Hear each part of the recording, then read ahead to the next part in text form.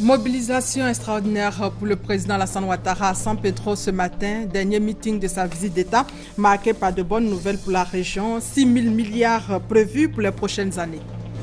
À Mans, le constat est préoccupant, c'est le deuxième incendie en moins d'une semaine, pas de perte en vie humaine, mais les dégâts matériels sont énormes. Hors de nos frontières, attentat dans un restaurant de Bamako dans la nuit dernière, bilan au moins 5 morts. Bonjour à tous. Dernier et grand rendez-vous. Beaucoup de bonnes nouvelles. Le stade de San Pedro a accueilli le chef de l'État pour son dernier meeting dans le Bas-Sassandra. Après Soubré, Sassandra, Fresco et Tabou, le président était face au peuple Néo, Bakoué et Kroumen. Communion parfaite, mobilisation exceptionnelle, des dons sur place, des véhicules pour le corps préfectoral, des véhicules de police et des ambulances pour le bien-être des populations. Le président a annoncé sur place que la région sera en chantier, 6 000 milliards pour les prochaines années, bientôt l'aéroport international de San Pedro et d'ici 2020 l'autoroute Abidjan-San Pedro extrait. J'ai une grande nouvelle à vous annoncer. Le Conseil des ministres qui s'est tenu mercredi dernier ici même à San Pedro a décidé de la construction d'une autoroute reliant Abidjan à San Pedro. Oui, l'autoroute. Oui, l'autoroute Abidjan-San Pedro. Avant 2020, je vous le promets. Oui, nous aurons l'autoroute. Parce que voyez-vous, nous avons l'autoroute qui part d'Abidjan vers le nord. Nous avons l'autoroute qui part d'Abidjan vers l'est, Bassam, Aboisseau, le Ghana. C'est tout à fait normal que nous ayons l'autoroute Abidjan-San Pedro. Et je vous promets, nous aurons l'autoroute. Et vous savez, cela va coûter 740 milliards de francs CFA. Sur place, encore, le président a parlé de paix et de réconciliation. Le chef de l'État est revenu sur ce qui a été fait dans la région et ce qui reste à faire pour la transformation de San Pedro extrait. Je suis heureux de constater que San Pedro est totalement en chantier. Oui, San Pedro est en chantier. Nous avons fait le point. Les travaux avancent bien. Et je peux vous dire que je veillerai, le Premier ministre et moi-même, à suivre de manière très rapprochée l'achèvement des travaux. Oui, ces travaux seront exécutés à bonne date. Et j'espère que dans quelques mois, San Pedro sera totalement transformé comme vous le souhaitez. Oui, San Pedro retrouvera son lustre d'antan. Vous savez, dans ce projet de réhabilitation, nous sommes en train d'investir près de 40 milliards dans la région de San Pedro et plus de 420 milliards dans le district du Bas-Sassandra. Oui, et bien évidemment, merci, bien évidemment, le barrage de Soubré compte pour lui seul près de 330 milliards. Ces investissements ont permis notamment la réhabilitation et l'équipement de plusieurs centres de santé et d'établissements sanitaires, la réhabilitation d'établissements scolaires, la construction de 2 collèges de 28 classes, 480 classes primaires et l'extension du CAFOP de San Pedro. Le bitumage également des voiries de la ville de San Pedro pour 10 km. Et là, les travaux seront terminés pour la fin du mois de mai 2015. Oui, donc après ces travaux, San Pedro sera encore plus belle. Cette ville qui est déjà reconnue pour sa beauté et son emplacement. J'ai entendu évidemment vos doléances concernant le problème de l'eau. Oui, le renforcement de l'adduction en eau potable dans la ville de San Pedro, le renforcement de 180 pompes et la reconstruction de forages. Bien évidemment, cela ne suffit pas et nous continuerons. Nous avons, au cours de ces dernières années, réhabilité les 8 centres émetteurs qui couvrent tout l'ouest et cela permet de regarder la RTI de partout dans le Bas-Sassandra. Oui, nous avons également ici décidé de lancer les travaux de construction du réseau national de fibre optique qui permettra aux populations de toute la région d'être connectées à Internet dès le mois de mars. Voyez-vous comment nous voulons moderniser le Bas-Sassandra. Chers frères, chères sœurs, dans les mois et les années à venir, nous poursuivrons les chantiers de développement de la région. Nous envisageons la construction d'un centre de traitement des maladies hautement contagieuses, et cela très rapidement car le financement est déjà disponible.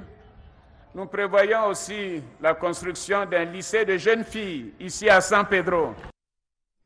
C'était là un extrait du discours du président depuis San Pedro, hier, troisième jour de la visite d'État. Le chef de l'État a communié avec les populations de Sassandra, sorties nombreuses pour l'accueillir. Fait majeur, le président a annoncé un parti unifié après la présidentielle de 2015. Retour sur le meeting d'hier avec Ali Djarasouba.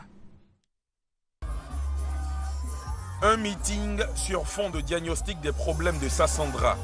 Ville située au bord du golfe de Guinée avec une population estimée à 108 000 habitants, Sassandra présente un tableau peu reluisant. Seulement 20% des villages sont électrifiés, avec 68% des populations n'ayant pas accès à l'eau potable. Sassandra est aussi victime d'un manque évident d'infrastructures routières.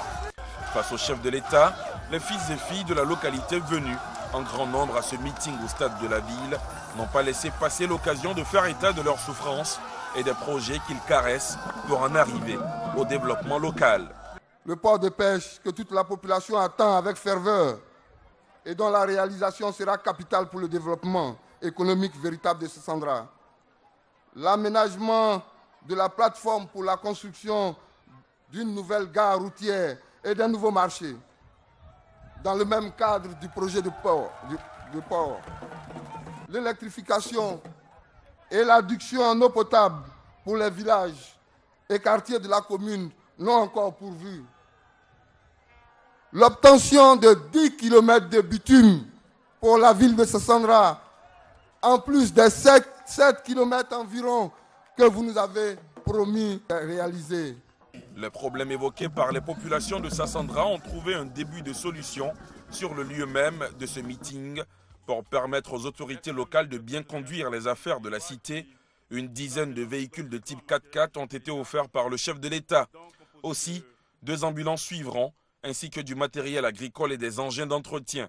D'autres dons suivront, a rassuré le chef de l'État, qui a pris l'engagement de résoudre les problèmes et réaliser les vœux de Sassandra. Tous ont mentionné le port de pêche à Sassandra et le débarcadère à Fresco. La construction de la nouvelle gare routière, la réhabilitation de l'hôpital général de Sassandra et sa transformation en CHR. C'est bien noté. Le bitumage des voiries urbaines, bien évidemment. Et surtout, j'ai bien noté, le bitumage des voies Sassandra-Lakota, Sassandra-Gagnoa ou encore Fresco-Divo. Bien évidemment, ces routes sont très importantes et vous pouvez compter sur moi. Je prends l'engagement de le faire. La condition ultime pour parvenir à réaliser tous ces chantiers, c'est bien sûr la préservation de la paix, la quiétude sociale, auquel le docteur Alassane Ouattara a invité les populations de Sassandra. En venant à Sassandra, je viens, comme partout en Côte d'Ivoire, vous parler de paix et de la nécessité de renforcer la cohésion nationale et aussi de procéder et de continuer au rassemblement de tous nos concitoyens. Oui, cette région est riche, elle est belle, elle apporte beaucoup à la Côte d'Ivoire et nous devons faire beaucoup en retour. Et vous pouvez compter sur l'équipe gouvernementale qui œuvre chaque jour à améliorer le quotidien de tous nos concitoyens et nous continuerons de le faire. Outre tout le matériel offert aux habitants de Sassandra par le président de la République, 18,5 millions de francs CFA ont été remis à différentes couches de la population Sassandra aura réussi le pari de la mobilisation. Ensuite, hier, le chef de l'État était à Fresco devant une population également mobilisée. Le chef de l'État a demandé aux exilés de rentrer. Les temps forts avec Awa Touré. Fresco, ce vendredi 6 mars, le peuple gaudier a exprimé avec beaucoup d'enthousiasme sa joie et son bonheur de recevoir son président à travers une mobilisation exceptionnelle. Une population qui, selon son porte-parole Gérard Bossé, est résolument tournée vers la réconciliation et le vivre ensemble et qui voit et apprécie le travail abattu par le président Alassane Ouattara pour mener la Côte d'Ivoire à l'émergence. Ayoka, Ayoka, Ayon Lebe, Ayirbo, Papa Président, yo, Fresco vous félicite encore parce qu'en moins d'un mandat, vous êtes en passe de réaliser le deuxième miracle ivoirien. Le département de Fresco est l'une des plus grandes zones de production de cacao et de vivrier en Côte d'Ivoire. Il possède également de nombreuses potentialités touristiques et minières. Malgré tous ces atouts, le département de Fresco vit une situation d'extrême pauvreté. Excellence, Monsieur le Président de la République, Fresco connaît votre grand sens du travail, votre détermination à lutter contre la pauvreté et à apporter le développement partout en Côte d'Ivoire. Le deuxième miracle ivoirien, selon Gérard Bossé, doit se réaliser avec tous les enfants de Côte d'Ivoire, notamment les réfugiés, avant de grainer un chapelet de doléances comprenant entre autres le bitumage des routes Fresco-Gbagba-Lakota, Fresco-Gbagba-Divo. Le président de la République, heureux d'être à Fresco, a salué la mobilisation exceptionnelle des populations. Il a par ailleurs indiqué que Fresco ne sera pas oublié. J'ai entendu vos doléances, notamment le bitumage des axes Fresco-Gbagba-Lakota, Fresco-Gbagba-Divo, et je connais l'importance de cette route pour le développement économique de la région. Et je prends l'engagement de réaliser cette route pendant mon deuxième mandat. Oui, les études sont en cours et nous allons les réaliser. Nous continuerons de travailler sans relâche pour le développement de votre département et pour toute la région du Boclé. Je sais que nous n'avons pas encore fait beaucoup pour Fresco. Je le reconnais. Mais vous savez, nous allons par étapes, nous allons nous concentrer sur Fresco dans les mois et les années à venir. Et vous pouvez me faire confiance. Je vous le promets. Et je voudrais vous dire que, venant ici pour cette visite d'État, je venais vous dire que vous n'êtes pas oubliés, que je ne vous ai pas oublié. Oui, et que nous allons déployer bientôt le programme présidentiel d'urgence et également tous les travaux que nous avons décidé d'entreprendre au cours des prochaines années. Oui, je sais que certains enfants de Fresco sont encore en exil. Et de Fresco, je voudrais leur lancer un appel, c'est de rentrer au pays. Oui, tous les enfants de Côte d'Ivoire doivent se retrouver en Côte d'Ivoire. Et nous devons nous retrouver ici pour faire ensemble la réconciliation et arriver au pardon. Oui, le pardon est évidemment nécessaire car nous voulons la paix pour notre pays. Sans paix, il ne peut y avoir de développement. Et tout le monde connaît mon ambition, c'est de faire de la Côte d'Ivoire une grande nation. Oui, et Fresco ne doit pas rester en dehors de cette ambition.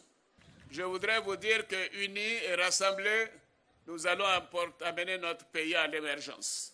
Je sais compter sur chacune et chacun de vous. Et je voudrais remercier tout particulièrement les chefs traditionnels qui ont œuvré à ce que la cohésion se renforce dans cette belle région. Avant les échanges de cadeaux, le président de la République Alassane Ouattara a rendu un hommage appuyé aux fils de la région, entre autres Abdoulaye Savadogo et Alain Michel Lobognon, ministre des Sports. 19 bœufs, 25 béliers, 100 paniers d'écrevisses, 100 paniers de crabes poilus, 20 paniers d'attiéké made in fresco, un terrain de 2 hectares sur le front lagunaire et 6 pagnes. Ce sont là les présents de Fresco au président de la République Alassane Ouattara et à son épouse Dominique Ouattara. En retour, le chef de l'État a offert 12 500 000 francs au corps préfectoral, aux chefs traditionnels et guides religieux, aux jeunes et aux femmes de Fresco. À Tabou également, hier, le chef de l'État a axé son discours sur le volet sécuritaire dans l'ouest de la Côte d'Ivoire, plus précisément les attaques à répétition à la frontière ivoiro-libérienne. Il a annoncé de grands moyens pour stabiliser Tabou. Nous y reviendrons dans notre édition de 20h. Rappelons que la visite d'État a pris fin depuis près d'une heure. Cap sur la primature où le chef du gouvernement a reçu le commissaire chargé du département du développement humain de l'UEMOA. Au centre des échanges, les avancées sur la question de l'harmonisation du baccalauréat dans l'espace UEMOA. Alexis Ouedraogo. 18h ce vendredi, le chef du gouvernement a une audience. Il parle de l'harmonisation du baccalauréat avec une délégation du département du développement humain de l'UEMOA. Une volonté partagée dans l'espace communautaire. Si les élèves prennent sur eux d'aller s'inscrire dans des pays différents pour faire le baccalauréat, parce qu'ils ont le sentiment que l'exercice ne présente pas les mêmes difficultés partout. Depuis 2009, mandat a été donné à la commission de l'UEMOA de travailler en relation avec les offices du baccalauréat dans les pays, en relation avec les experts qui sont chargés des disciplines phares pour voir dans quelle mesure on peut travailler à une convergence des programmes. Et convergence des programmes qui doit déboucher sur l'organisation d'examens sur la base des mêmes critères et afin que les diplômes, qu'ils soient obtenus à Dakar, à Lomé, à Bamako, à Niamey, partout dans notre espace, présentent les mêmes garanties de qualité. Toute la semaine, la commission a tenu ses travaux à Abidjan. Objectif, parfaire le concept. Les ministres en charge de l'éducation dans les États membres ont en vue un diplôme du bac sans tâche. Dans l'actualité, la Journée internationale de la femme, c'est demain dimanche 8 mars. Cette année, l'accent est mis sur la déclaration et le programme d'action de Beijing. En Côte d'Ivoire, le thème est Beijing, bilan, défis et perspectives pour une Côte d'Ivoire émergente. Le message du gouvernement avec Ami Sissoko. 20 ans après la conférence de Beijing, le bilan de la promotion de la femme est mitigé malgré les efforts des gouvernants pour la promotion du genre.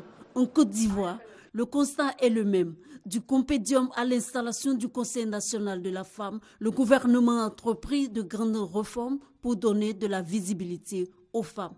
Le gouvernement de Côte d'Ivoire est convaincu que créer les conditions qui permettent aux petites filles et aux femmes de tous âges de réaliser tout leur potentiel, veiller à ce qu'elles participent pleinement et à égalité à l'édification d'un monde meilleur pour tous sont les meilleurs moyens de garantir leur pleine contribution à l'émergence de la Côte d'Ivoire à l'horizon 2020. Les femmes opèrent dans plusieurs secteurs d'activité. En Côte d'Ivoire, 16 entreprises sur 100 appartiennent aux femmes. Sur 100 agriculteurs, 67 sont des femmes. C'est pourquoi, avec la célébration de la Journée internationale de la femme le 8 mars, le gouvernement veut faire un peu plus. La volonté affichée du gouvernement est de susciter un changement social et institutionnel progressif, cohérent et durable par la prise de mesures concrètes en faveur de l'égalité des sexes et de l'autonomisation de la femme ivoirienne. Tous, nous nous devons de maintenir le cap dans les efforts faits et les progrès accomplis. Pour la ministre Anne-Désirée Ouloto, le changement de la situation de la femme ne se limite pas à une simple sensibilisation. Il doit être suivi d'actions concrètes à tous les niveaux. Cette année, c'est San Pedro qui accueille la célébration officielle de la femme. Autre journée, c'est la journée internationale de la langue maternelle. En marge de cette journée, une ONG a organisé une cérémonie dans les locaux de la radio de Séguéla. Le commentaire de Nourine Aingori. Célébrée le 21 février de chaque année, la Journée internationale de la langue maternelle a été célébrée par l'ONG Al-Fawced dans le Ourodougou. À cette occasion, le pasteur Moussa Traoré, responsable de l'ONG, a invité la population de Séguéla à commémorer cette journée, socle du développement d'un pays. Nous avons des parents qui sont des savants en ce qui concerne leur langue. Ils la parlent, ils la connaissent, ils connaissent toutes les tournures. Nous faisons fort de les aider afin qu'ils sachent lire et écrire leur langue. Pour les populations du Ourodougou, l'utilisation de la langue maternelle est un puissant moyen de lutte contre l'analphabétisme. C'est par la langue maternelle que nous commençons et nous terminons par la langue maternelle parce que à la vieillesse, c'est nous qui devrions encadrer nos enfants et nos petits-enfants dans cette langue encore. Pour nous, cette journée mondiale de la langue maternelle est vraiment très encourageant et nous devons nous y impliquer. À travers cette cérémonie, l'ONG Al-Fawced veut apporter sa contribution pour éviter que le patrimoine linguistique du Ourodougou ne disparaisse. Dans le domaine de l'agriculture, des acheteurs et pisteurs de noix de cajou ont été formés au processus de commercialisation et d'approvisionnement de la noix de cajou. Objectif, rendre plus professionnelle la filière, nous dit Thérèse Tapiouboué. Cette formation va permettre à l'acheteur de suivre en temps réel toutes les transactions commerciales en matière d'achat de produits et de transactions financières, et cela via un téléphone portable. L'objectif de cette formation est d'avoir une version de l'application pour la campagne 2015 qui prend en compte toutes les spécificités fonctionnelles dans le processus de commercialisation de la noix de cajou en Côte d'Ivoire. Vraiment, c'est une bonne formation. En fait, moi, j'ai commencé l'année passée. Je suis l'une des premières personnes qui a pu donner les données qu'ils ont demandées à travers la transaction. Lorsqu'on a fini, l'année passée, j'ai tout de suite compris que vraiment c'est une bonne chose, car depuis au port champ jusqu'à l'exportation, j'ai tous mes données sur mon répertoire. Il faut dire que ce projet initié par le Conseil permet de faire la traçabilité des produits port champ jusqu'au port. Et ça permet de voir, de comprendre la lisibilité de la commercialisation intérieure au niveau de la Côte d'Ivoire. Cette application améliorée va également permettre à l'acheteur de bénéficier d'un crédit dans une banque. C'est un gage de sécurité et de fiabilité parce que le banquier aura la possibilité de suivre toute la traçabilité de l'acheteur qu'il va financer. Ce projet pilote se situe dans le cadre d'un partenariat entre le Conseil du coton et l'ANACAD, la GIZ et la SAP. En santé, la Fondation ICA a remis un important lot d'équipements et de médicaments à l'Institut de cardiologie d'Abidjan. Cet appui va permettre à l'Institut d'assurer une prise en charge primaire des malades. Éric Goré.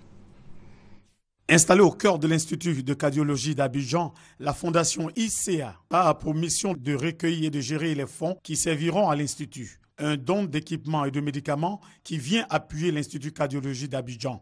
Les donateurs justifient ce geste. Ce don servira aux populations ivoiriennes. Sachez qu'un examen d'Holter aujourd'hui tensionnel, en privé, vous coûte pratiquement 60 000. Vous voyez que c'est important pour ces trucs. C'est un appareil qui nous permet de diagnostiquer des hypertensions cachées. Le directeur général de l'Institut de cardiologie d'Abidjan se réjouit de cette action qui va l'aider dans sa mission. Ce sont des sentiments de satisfaction et de soulagement que je ressens à l'issue de cette remise de dons, qui est constituée de 2 équipements très importants pour la prise en charge de nos patients et d'un lot de médicaments essentiels. Ces différents équipements et produits sont d'autant plus utiles que nous avons un nombre croissant de nos patients qui ne sont pas toujours en mesure de faire face aux frais de prise en charge. C'est en 2007 que la fondation de l'Institut de cardiologie d'Abidjan s'est engagée à renforcer les capacités de l'Institut en lui octroyant des équipements pour la prise en charge primaire des malades. Le feu a encore fait des victimes à mort. En fait, en une semaine, c'est le deuxième incendie. Et hier, aux environs de 23 h, c'était au quartier commerce de Mans. Pas de perte en vie humaine, mais des dégâts matériels. Des magasins sont partis en fumée. Le point avec notre reporter sur place, Eve Boué. Le feu a encore fait des victimes à Mans. Des magasins et des commerces en proie aux flammes. Sur ce site du quartier commerce, des jeunes gens, secouristes de circonstances, luttent pour circonscrire les flammes. L'incendie s'est déclenché ce vendredi 6 mars vers 23 h. Au moment où nous filmions, des badauds mécontents, jets d'eau et des divers projectiles dont des pierres. La principale raison de leur mécontentement, pas des casernes de sapeurs-pompiers militaires dans tout le district des montagnes. Dans ce temps, on n'arrive pas à comprendre. À chaque fois, cas d'incendie, bon, on a besoin d'un sapeur-pompier à main ici. C'est tout ce que nous demandons. C'est le deuxième incendie en moins d'une semaine. Une caserne de sapeurs-pompiers militaires. Cette région en a aujourd'hui besoin.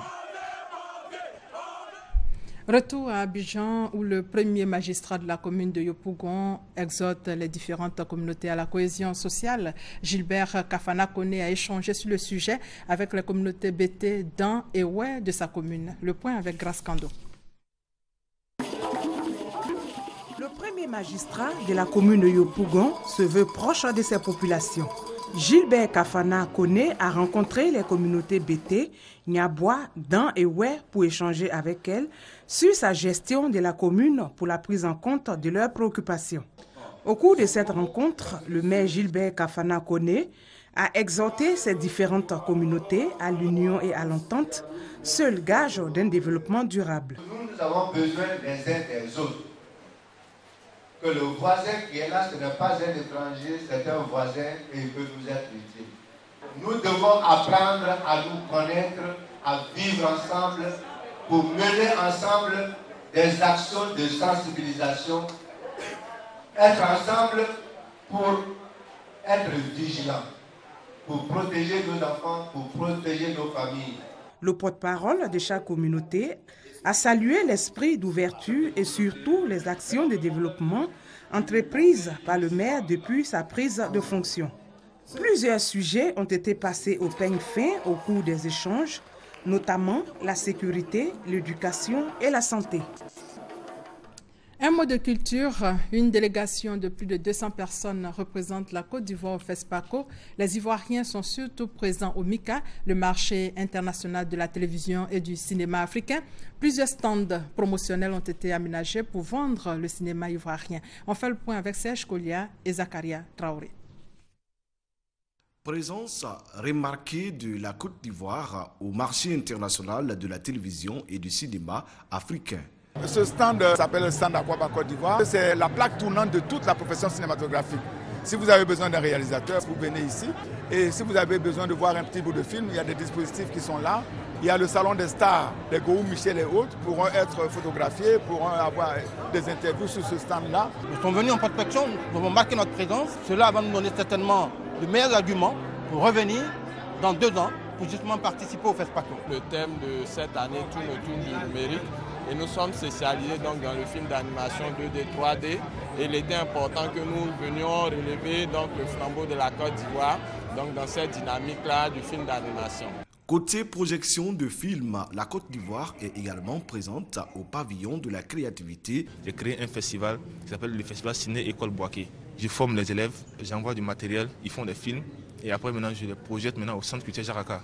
Après 2 ans, j'ai décidé comme ça de faire un film avec les meilleurs acteurs de chaque école. C'est ce film que vous venez de voir là. Le titre, c'est Le sang d'une tradition. C'est un film qui traite des mutilations génitales, en particulier l'excision. Et surtout, le documentaire de 13 minutes présenté par l'université Félix Houphouët-Boigny d'Abidjan. Il faut qu'on montre aux étudiants que le monde du cinéma aujourd'hui, c'est une industrie. À travers le FESPACO, ils vont pouvoir rencontrer des professionnels du cinéma. Ils vont savoir que ce qu'ils font est un métier vraiment noble qui peut permettre à l'étudiant de gagner sa vie. Le MICA, le marché international de la télévision et du cinéma africain, se tient dans le cadre du FESPACO qui s'achève le samedi. Hors de nos frontières, et c'est en image, au Mali, 2 suspects ont été arrêtés samedi. Ils ont été interrogés à la suite d'un attentat dans un restaurant de Bamako dans la nuit dernière. Attentat qui a fait au moins 5 morts. 3 Européens et 2 Maliens ont donc trouvé la mort dans cet attentat. Rappelons pour terminer que la visite d'État du président Alassane Ouattara dans le district du Bassa-Sandra a pris fin il y a quelques heures à San Pedro par un grand meeting. En clair, la dernière étape de ce périple présidentiel a été déterminante pour la population de la Nawa, du Bois-Clair de San Pedro. Le président a annoncé un plan de reconstruction pour la région. Bientôt, l'aéroport international de San Pedro et d'ici 2020, l'autoroute Abidjan-San Pedro. Ainsi s'achève ce journal supervisé par Adama Kone. Merci de votre fidélité.